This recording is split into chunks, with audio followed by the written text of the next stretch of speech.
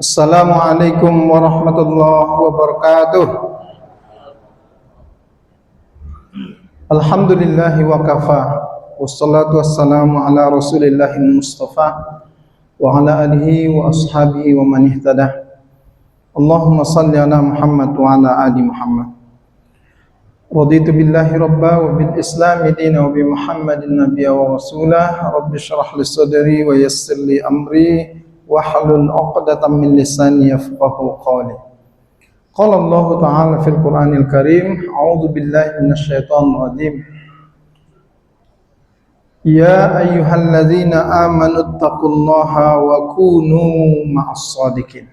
Wa qala fi ayatin, innal muttaqina fi jannati wa uyun akhidhina bima atahumullah wa kanu qabla dzalika muhsinin. Kanu qalilan minal laili ma yahja'un wa bil ashar hum yastaghfirun wa fi amwalihim haqqun lis-sa'ili wal mahrum. Bapak dan Ibu, saudaraku sekalian, shaimin shaimat yang dirahmati Allah. Alhamdulillah, kita memperbarui rasa syukur kepada Allah. Kita diberi nikmat iman, Islam, nikmat sehat, sehingga kita masih istiqomah dalam ketaatan kepada Allah. Terutama kita sudah menjalani 10 yang terakhir di bulan Ramadan.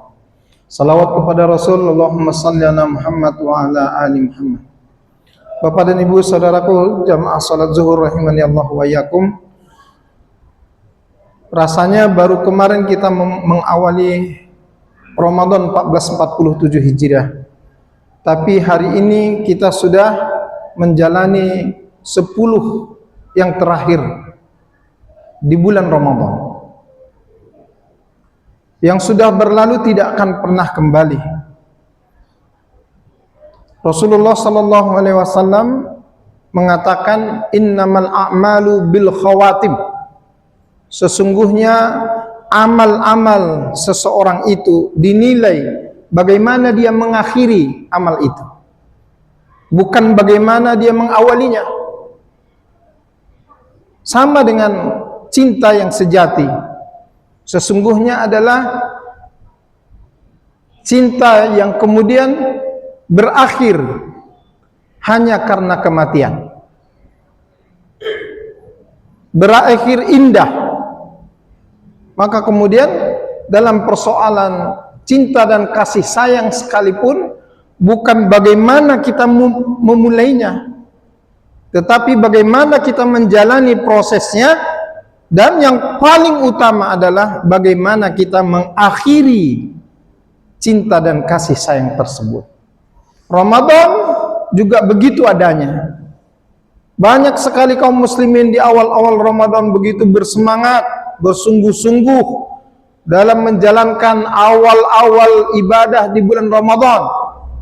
Tapi kemudian berjalan Ramadan, semakin berakhir, semakin banyak yang kemudian memilih untuk tidak memikirkan bagaimana akhir Ramadan yang terbaik. Rasulullah sallallahu alaihi wasallam dalam hadis riwayat Bukhari dan juga Muslim mengatakan kepada kita semuanya, idza dakhalal asru, dalam riwayat yang lain, idza dakhalal asrul awakhir, kalau sudah memasuki 10 yang terakhir di bulan Ramadan, ahyal lail, beliau menghidupkan malam-malam Ramadannya. Beliau tidak lagi bahkan tidur, kecuali hanya sedikit saja.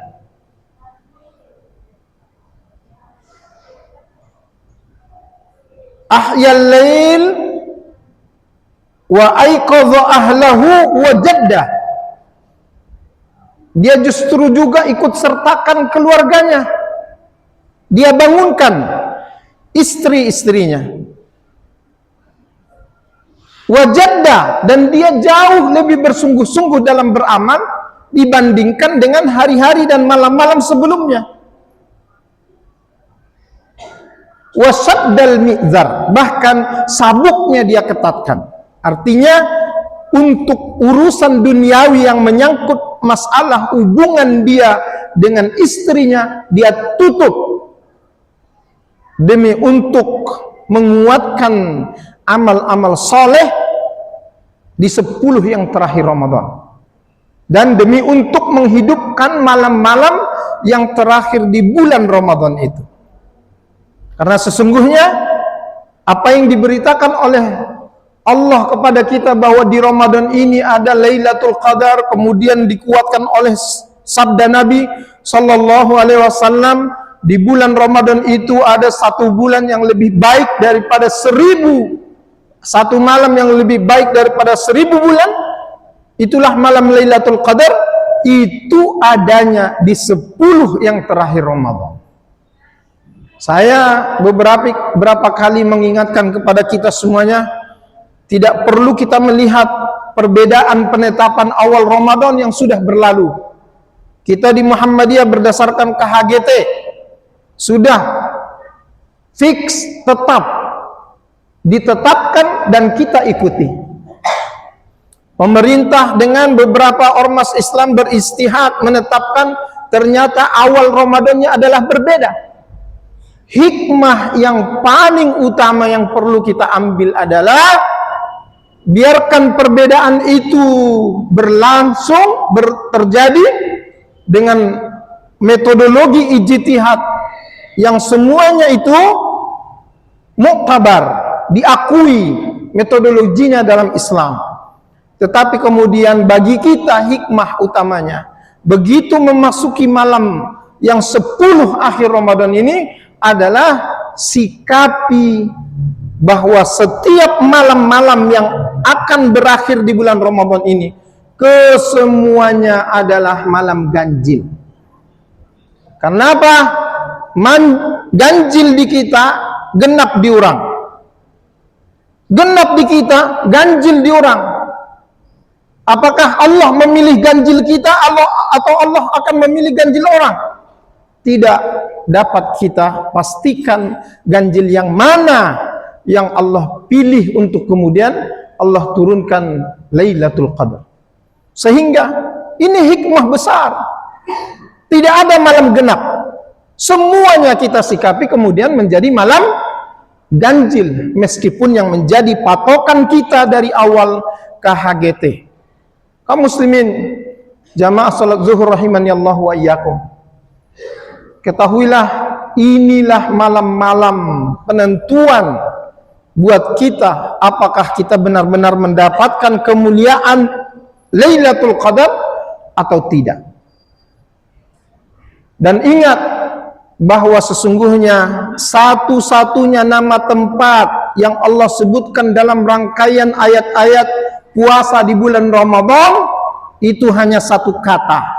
Kata itu adalah al-masajid.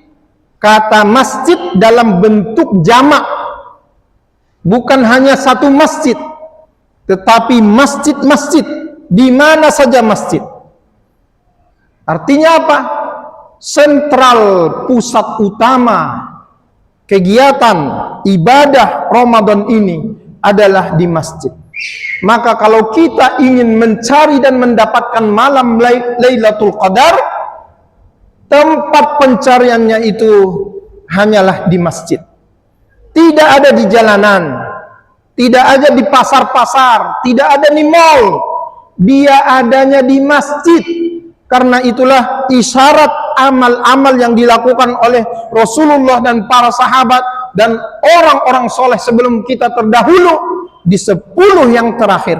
Mereka mesti berdiam diri di masjid saja tanpa mereka menghiraukan kehidupan dan hiruk pikuk kehidupan dunia di luar masjid. Dan masjid yang dimaksud di sini semua masjid. Karena kata yang dipakai oleh Allah dalam ayat itu adalah al-masajid. Tidak tertentu kepada Masjidil Haram, tidak tertentu kepada Masjid Nabawi, tetapi Allah memilih kata al-masajid. Kalau disebut al-masajid itu berarti seluruh yang disebut dengan masjid masuk di dalamnya. Allah berfirman dalam Al-Quran surat Al-Jin ayat 18, wa annal masajida lillah fala tad'u ma'allahi ahada. Dan sesungguhnya masjid-masjid itu milik Allah, maka tidak ada keterbatasan di situ, termasuk di dalamnya Masjid Al-Fida dan semua masjid-masjid yang ada di permukaan bumi Allah ini. Karena hakikatnya masjid-masjid itu adalah milik Allah. Karena itulah kita sebut masjid itu dengan sebutan lain dengan istilah Baitullah, rumahnya Allah.